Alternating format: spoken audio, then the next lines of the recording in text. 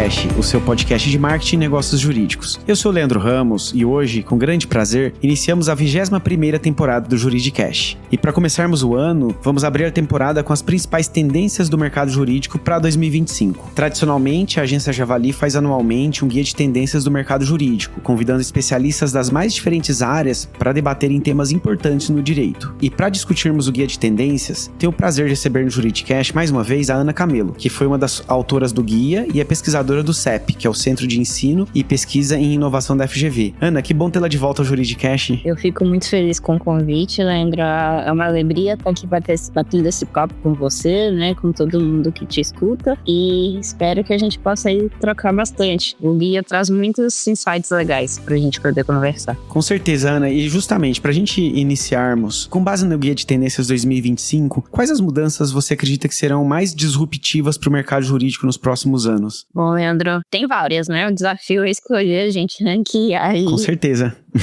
Aquelas principais, mas eu destacaria para você pelo menos 3. Tá. Na minha avaliação e na nossa experiência de pesquisa desses temas, né? A IA, com certeza. Eu brinco que se a gente não tá falando de IA hoje, alguma coisa tá errada, mas nesse pacote a gente não pode deixar de falar sobre habilidades e competências que vão marcar esse mercado em transformação, talvez nunca comparada, né? E a própria questão na tríade, que se lendo o guia, eu tive o privilégio, então, de ter acesso antes de todo mundo a esses ótimos textos de vários autores e autoras aí refletindo essas tendências para o ano, essa relação entre cultura organizacional, gestão e governança, né? Eu, particularmente, não consegui dissociar e separar como esses 3 elementos conjuntos são centrais e vão precisar estar na pauta de toda e qualquer organização jurídica, independente do porte, independente do perfil, de onde elas estão. Eu vejo muito nessa linha, elas acabam até sendo transversais a outros temas, né, que o próprio guia aborda, e a gente pensar aí, ainda mais nesse momento de discussão sobre a regulação de IA, a gente aí tem tantas oportunidades e desafios, né, para pensar boas práticas do direito como um todo, mas também, né, da prática jurídica como um todo, mas da incorporação dessas ferramentas no dia a dia para melhorar o trabalho desses profissionais. E, enfim, amarrando tudo isso como que quais competências, né? Quais habilidades esse advogado, essa advogada, enfim, vai ter que ter em mente. Sendo que a gente está em um mercado muito multidisciplinar, que é outro tema muito importante que o guia traz. Então, a gente tem 2 dimensões nessa multidisciplinaridade, né? E você fica à vontade para concordar e discordar da minha leitura. Tô te ouvindo, Ana. Mas que é a multidisciplinaridade, seja no advogado, na advogada, nesse profissional do direito, né, que tem outras profissões também aí que a gente poderia listar, que acaba abarcando esse chapéu híbrido. Quem é esse advogado, essa advogada, esse profissional híbrido? Mas também a gente fala de multidisciplinaridade quando essas organizações recebem outras pessoas, né? Pessoas da engenharia, pessoas da gestão, pessoas da matemática, pessoas da psicologia, enfim, tantas outras áreas do conhecimento. Então, a gente vai ter que ter em vista que não vai bastar a tecnologia, ela é importante, mas a gente vai precisar de soft skills, a gente vai precisar de comunicação, a gente precisa de negociação, e qualquer mudança cultural, qualquer boa governança vai depender desse tripé. Eu diria que é um tripé fundamental. E Ana, como que as áreas emergentes como o Legal Operations, né, também chamado de Legal Ops, e a inteligência de dados podem se integrar em um mercado jurídico que ainda é tradicional, né? Não tem como a gente negar. Essa questão da resistência a mudanças, muitas vezes, né? A um certo padrão, ela tem a sua história, tem a sua importância, mas a gente vive em um momento, né, conjuntural para todas as profissões, não é só do direito, né? Todas as áreas, não só do direito, mas que a gente precisa combinar tecnologia, cultura, educação, enfim, a gente precisa pensar nessa integração, né? Não vai ter uma fórmula mágica, eu acho que eu vou repetir isso aqui algumas vezes.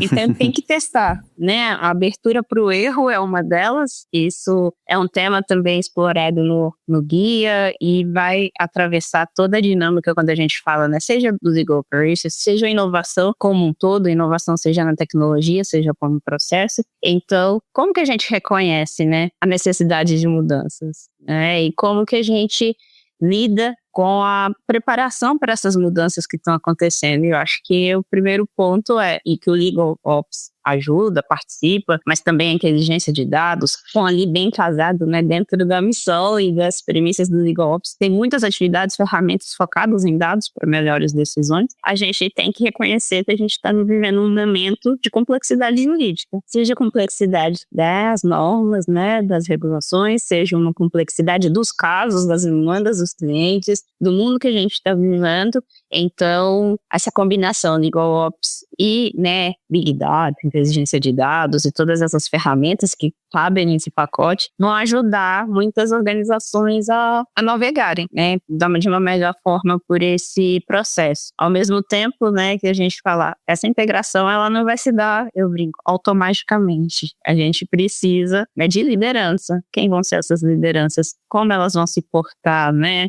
Pelo exemplo, pela estratégia, pela comunicação. Vou falar de multidisciplinaridade de novo, porque é intrínseca a Legal Ops, é intrínseca a inteligência de dados. Então, isso só reforça que a gente vai ter que ter aí algumas pequenas mudanças. Eu acho que essa é uma pauta importante. Não é algo que vai ter um clique que você liga e desliga como se fosse da luz da nossa casa e de repente tudo mudou, tá tudo muito claro, muito articulado. Vão ser processos gradativos, né? Precisa de todo um desenho, um redesenho de processos, uma otimização de fluxos de trabalho, um alinhamento de estratégia, né? Uma conexão com as pessoas. Mais uma vez, não adianta a gente falar de inovação sem incluir as pessoas, porque senão não vai ser inovação. Então, eu acho que juntando tudo isso, a gente tende a, pelo menos, né, na minha visão, diminuir resistências. Né? Não quer dizer que elas não vão deixar de existir, vai ser até estranho falar, não tem resistência. Alguma resistência, algum desconforto vai haver. Mas como que a gente lida, como que a gente diminui, como a gente até incorpora o custo desses processos, né? Porque tecnologia e processos vão precisar de investimento, de diferentes finalidades, né? Então, eu acho que se a gente pensar aí por essas linhas, né? Esses nortes, a gente consegue ter uma boa integração, principalmente reconhecendo que a estratégia é fundamental, o que era muito, talvez, antes focado nas empresas, né? Do mundo dos negócios fora do ambiente jurídico, a gente pensar que as organizações jurídicas, seja o departamento jurídico, seja o escritório, eles são parte de um negócio. Como eles vão fazer a melhor parte, né? Como contribuir melhor para esse processo. Interessante, Ana. E você acabou de mencionar, né, a experiência de outros mercados. E aí, nesse sentido, o que as lideranças jurídicas podem fazer para promover uma cultura de inovação e colaboração, aprendendo com outras indústrias? Olha, a primeira delas é comunicação. A comunicação interna, tanto externa, né? Com outras indústrias. Vamos ver como que está funcionando ali. No primeiro momento, a gente achar que são áreas totalmente distintas e comunicáveis, que não tenham pontos de convergência, e a gente vai ver que tem muita coisa que pode ser aprendida, que pode ser compartilhada, né? Como boas práticas, como cases de sucesso. Olha, isso aqui não deu certo aqui, mas não quer dizer que para você não funcione, mas essa troca, né? Mas não basta comunicação externa, a gente precisa investir muito em comunicação interna, né? Dentro das organizações. E quando eu falo de comunicação interna, é a própria ideia de qual que é o nosso objetivo por trás dessa inovação? O que a gente está entendendo por inovação nesse contexto do direito, né? E mais uma vez, inovação pode ser tecnologia, né? Mas não só, a gente precisa trazer também o entendimento de que inovação também é incremental, que esse processo importa, né? O resultado ao longo desse processo. E alinhar essa estratégia com as missões, as ambições, né? Onde que o meu escritório quer chegar ano que vem, daqui a 2 anos, daqui a 5 anos, daqui a 10 anos, né? A gente ter planos, planejamento, processos, eu acho que isso é essencial e cabe nas atribuições, né?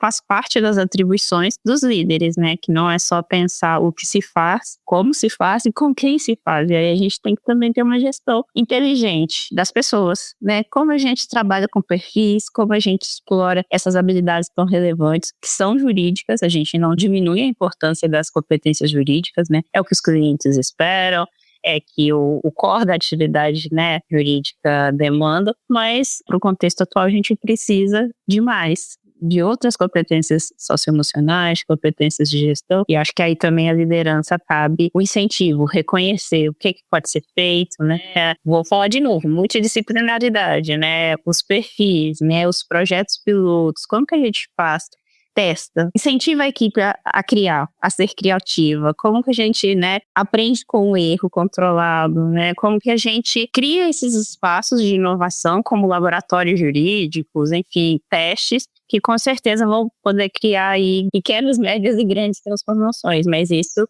cabe muito na figura do líder, da líder, né? Como alguém que vai zelar por o contorno dessas atividades, garantindo o serviço jurídico, mas também garantindo que se crie, que se teste, e aí muita coisa legal pode surgir, tem surgido, né? Nas organizações que têm esses espaços. E Ana, quando a gente fala de tendências, é natural a gente pensar em tecnologia, né? E aí, nesse ponto, quais são as tecnologias que você acredita que terão maior impacto no mercado jurídico? E mais, como que os escritórios e departamentos podem se preparar para isso? Olha, Leandro, desculpa se eu for repetitiva, tá? Mas é porque o momento é muito inteligência artificial generativas, IAs generativas, né? Esse mundo de dados que a gente está né, ao longo dos anos, é muito difícil a gente não se sentir um dado, né? Virar diversos dados em tudo que a gente faz profissionalmente ainda mais. Então, respondendo a sua pergunta, eu destacaria inteligência artificial, sem sombra de dúvida, né? Seja ela ajudando aí em automação, em, né, tarefas repetitivas, triagem, pesquisa. Com certeza, isso já é um fato. Mas a gente está falando em escala, a gente está falando em velocidade, a gente está falando em, né, um grande conjunto de informações dentro desse conceito de Big Data, especializado no mundo, mas também jurídico, criando noções, criando novas informações, análises muitas vezes preditivas, insights. Então, esse é o lugar de muita oportunidade que essas ferramentas criam, mas também de muitos desafios, né? A gente tem visto aí muitas questões não só de compliance, de transparência, de uso ético, enfim, a gente tem uma boa jornada para seguir testando, explorando como tornar, né, a prática jurídica mais eficiente a partir dessas ferramentas, mas com responsabilidade, né, nesse processo de inovação. E aí, só para não perder o gancho, você perguntou como se preparar, né? Exato. Como garantir que esse processo aconteça da melhor forma possível. E no primeiro momento é importante não só ter uma política organizacional, como que a gente vai lidar, por exemplo, com IA, né? Ou IAs generativas, as ferramentas mais diversas. O que uma organização aceita, acredita, né? Quais são os contornos aí dessa incorporação? E não basta ter essa política, né? Essas diretrizes. A gente precisa treinar as pessoas. A gente precisa ter um treinamento não só tecnológico, no sentido de como fazer, como criar um prompt, como melhorar meu prompt, né? Ou como pensar em IA generativa, mas não apenas, várias outras IAs aí que possibilitam tantas coisas legais, mas enfim, é o profissional e a gente, enquanto profissional, entender. Olha, essa ferramenta ela tem muitas capacidades, elas têm muitas funcionalidades, mas tem as limitações. E onde que a gente, né, reconhecendo as limitações, a gente tem que atuar, a gente tem que ser responsável. Então, acho que o treinamento é essencial, né, dentro dessa cultura organizacional que precisa ser definida, tem que estar clara para todo mundo, né, o que pode, o que não pode, quando.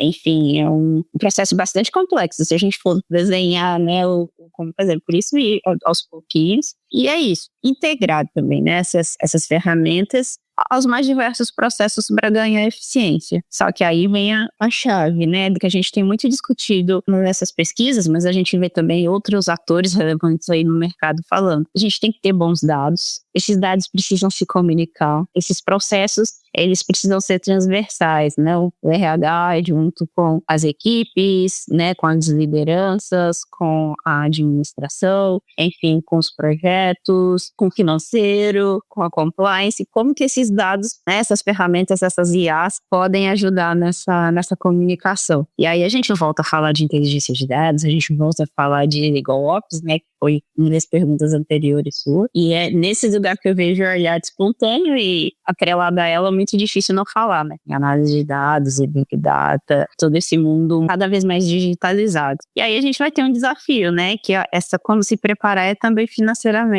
Porque para se ter a infraestrutura necessária, a segurança necessária, as plataformas que são adequadas, tem muitas soluções no mercado. Então, como que a gente escolhe, como a gente define o que cabe? Será que nós vamos desenvolver a nossa IA, no nosso chat GPT? Será que a gente vai contratar de um terceiro? A gente vai ter uma assessoria? Isso tudo faz parte de um grande projeto, né? E que vai ter aí por trás profissionais de diferentes áreas, de diferentes arcabouços, né, para contribuir com esse desenho. Eu acho que um ponto muito importante, só para eu terminar aqui, porque eu falo bastante, é a questão também dos indicadores, né, porque a gente está falando aí, seja de IA, dessa inteligência de dados, enfim, dessa cultura tecnológica, como que a gente vai trazer a discussão sobre indicadores para elas serem indicadores também responsáveis em relação ao que está sendo feito, em relação à performance das pessoas, para a gente não criar uma conjuntura, né, uma situação que seja menos interessante. A gente quer que os profissionais trabalhem melhor, trabalhem mais eficiente, possam dedicar o tempo deles para questões complexas, de fato,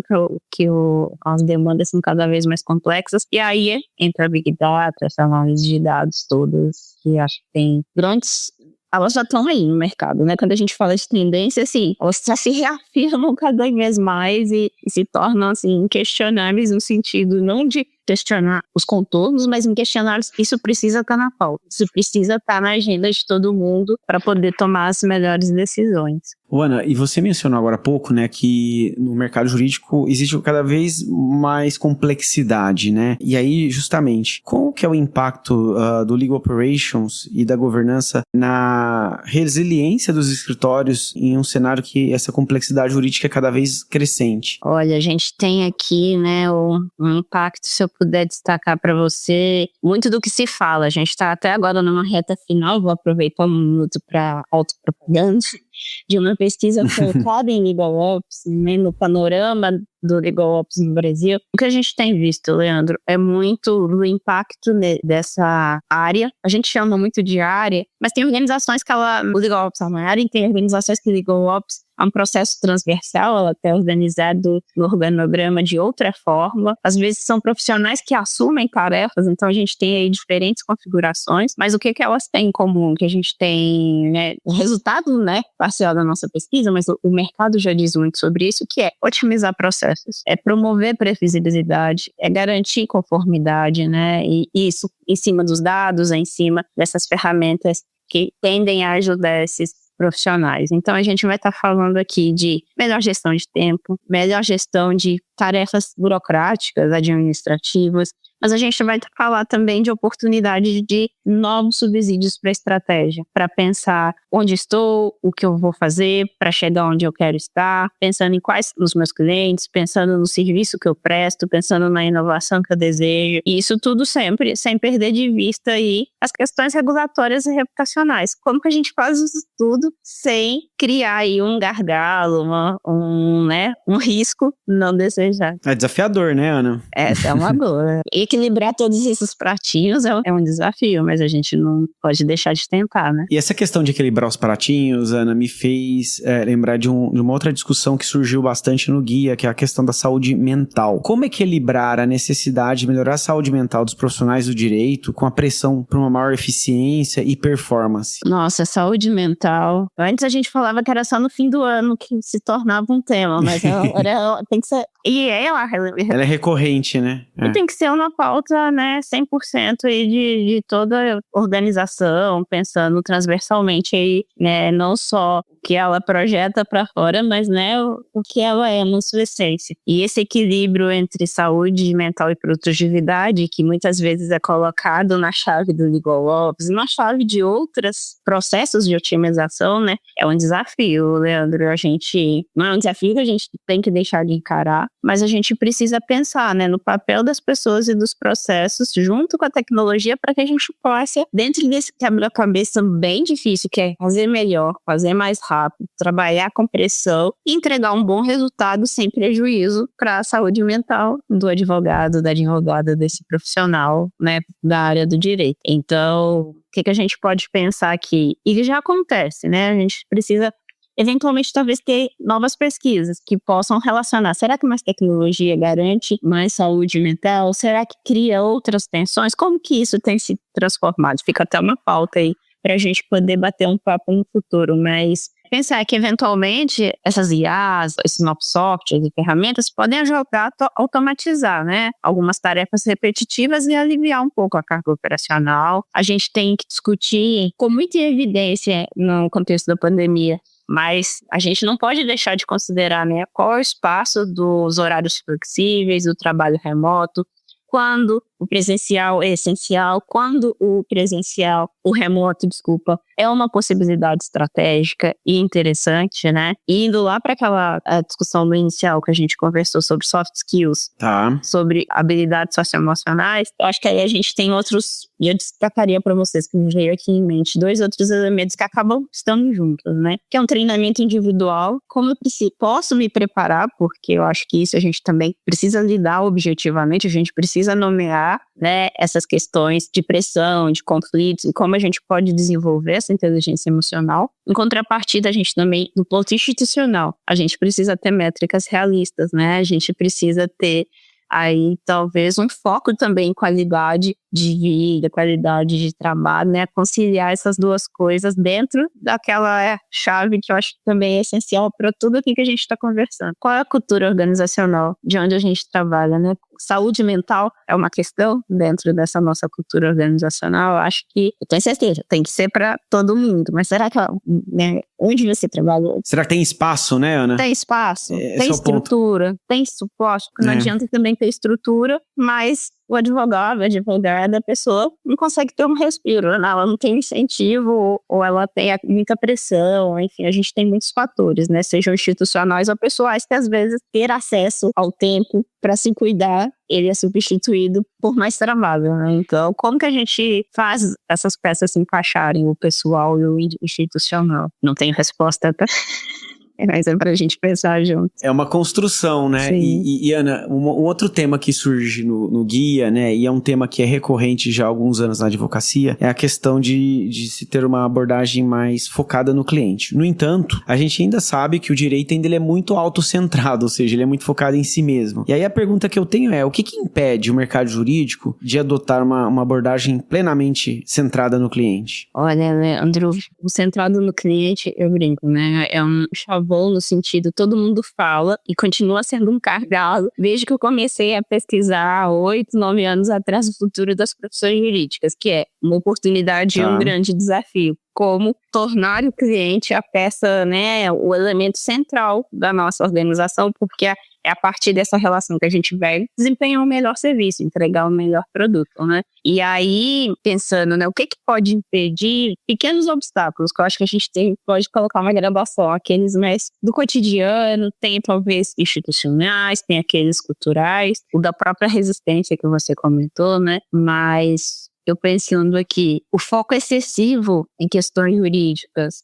e a comunicação dessas questões jurídicas pode ser um dos desafios. Não diminuindo, o propósito é a atuação, é a prestação de serviço jurídico. Mas muitas vezes o cliente chega com outras demandas, com outro contexto, uma outra dor, junto com a questão jurídica. E aí a gente precisa tratar, né, pensando em gestão de projetos, né? A gente precisa achar a causa e não tratar o sintoma. O que está me gerando uma quantidade absurda de processos em um determinado segmento? Por que o meu cliente está nessa situação XYZ? E às vezes essa origem está em um outro lugar que não jurídica. E aí precisa se ler esse contexto, precisa ter um olhar crítico, né? Precisa saber não só a comunicação, mas ter uma perspectiva, habilidade de pesquisa, habilidade de comunicação, habilidades, né, críticas para poder, a partir desses insumos e até criatividade, né? A gente saiu um pouco, quando se permite, dentro aí da segurança e do script, pensar, será que a gente não pode pensar de uma outra forma, né? A inovação até aqui, nessa relação com o cliente. Eu acho que essa seria a principal, tá? Mas a gente ouve muito nas nossas pesquisas, nas conversas com o mercado, que a gente trabalha bastante, né, em diálogo com o mercado, que é também o desafio aí da questão dos custos, né, do modelo de cobrança, do entendimento da transparência e até mesmo dos valores, porque, né, todo mundo quer negociar, todo mundo tem seus desafios para a conta fechar. E muitas vezes precisa se construir, como você bem falou há pouco tempo, né? Como que a gente constrói? A relação com o cliente, ela é uma construção também. E aí a gente vai precisar de novos métodos, novas estratégias, novas competências. Cada cliente é um. A gente vai ter um arcabouço que nos ajuda, mas às vezes, né, não tem uma receita de bolo para dizer que vou tratar todos os meus clientes. E essa receita vai garantir o sucesso. Ela nos dá experiência, nos pode dar aí uma bagagem legal, mas a gente também tem que personalizar. Não, a gente precisa entender isso nessa jornada. Acho que isso pode ajudar a gente a diminuir os obstáculos e melhorar um pouco esse relacionamento. E a tecnologia ajuda nisso também, viu? Só para não deixar de colocar uma pecinha aí. Como que eu compartilho mais informação, como eu me faço disponível, como, né, eu trago esse cliente para a jornada do serviço que eu estou prestando. Enfim, tem bastante estratégias aí diferentes para lidar. Bacana, Ana. A gente está caminhando para o final e para a gente fechar aqui. O guia traz tendências globais como possibilidades, e a pergunta que eu faço é: como que essas tendências internacionais podem ser adaptadas ao contexto brasileiro, ou o mercado jurídico no Brasil exige soluções específicas? Olha, essa discussão é muito bacana e me remonta até outros espaços, né, da minha trajetória que incluem tecnologia, que não dá para fazer Ctrl-C, Ctrl-V, né? Tá. Seja do ponto da tecnologia, seja do ponto normativo, seja do ponto de vista de boas práticas, pois a gente precisa analisar a conjuntura, o que a cultura, né, as pessoas, enfim, até mesmo dentro das organizações jurídicas. Se a gente pegar algo que funciona em São Paulo, num determinado perfil de escritório, de departamento jurídico, se você só copiar e colar para um escritório no Distrito Federal, em Goiás, ou que seja no Sul, pode dar certo, mas pode dar errado por isso, né? Porque a conjuntura importa. Então, eu acho que isso não quero dizer que as tendências globais não importam. Elas são muito, mega importantes. A gente precisa conhecer, a gente precisa dialogar, a gente precisa entender, a gente precisa analisar e refletir. O que aplica aqui, se aplica no contexto brasileiro, o que não se aplica? Essa dimensão, né, resposta para essa segunda parte da pergunta, que é o que se aplica, como se aplica, quando, né? A gente precisa também entender isso, vai depender muito, aí a gente vai precisar de pesquisas, a gente vai precisar desse diálogo que a gente está tendo aqui. Eu espero que os ouvintes também estejam abertos para esses espaços, onde a gente tenha Lawtech, Legaltech, departamentos jurídicos, poder público, escritório, judiciário, desenvolvedores de tecnologia, instituições de pesquisa, instituições de ensino. Vamos colocar esse pessoal na mesa para a gente entender o que de fato, né, qual é o status do mercado brasileiro para algumas situações, o que tem sido os gargalos, porque a gente tem todo um arcabouço jurídico específico, a gente tem uma situação tecnológica específica, muita coisa a gente pode se inspirar, mas é só para deixar a sugestão. Não vamos fazer copia e cola, porque não tende a ter mais buracos nesse processo do que a gente ter ganhos, né? A gente precisa se entender, se conhecer, entender a situação do outro e ver onde que está a convergência, onde é divergente. O que eu ganho com as convergências e o que eu preciso fazer diferente nas divergências, né? Eu acho que é um pouquinho nessa linha, seja para pegando aí os grandes temas do guia, para tecnologia, para gestão de pessoas, para gestão de processos, para cultura organizacional. Enfim, a gente pode ter esse diálogo muito rico e o pessoal de fora também aprender com a gente. A gente tem muita experiência bacana para inspirar. Muito bom, Ana. Eu agradeço imensamente sua participação no Juridicast. Também agradeço por ter contribuído com o Guia de Tendências. Eu agradeço mais uma vez. Reforço o convite para a leitura, para o diálogo, para os feedbacks, e que seja um ótimo ano que dialogue aí com essas tendências que estão sendo destacadas. Obrigado. E você, ouvinte, para baixar o Guia de Tendências 2025, basta clicar no link disponível no descritivo desse episódio. Obrigado por acompanhar o Juridicast, e no próximo episódio vamos falar como anda a retomada do trabalho presencial nos escritórios. Nos encontramos na próxima quarta-feira, às 7 da manhã. Até lá.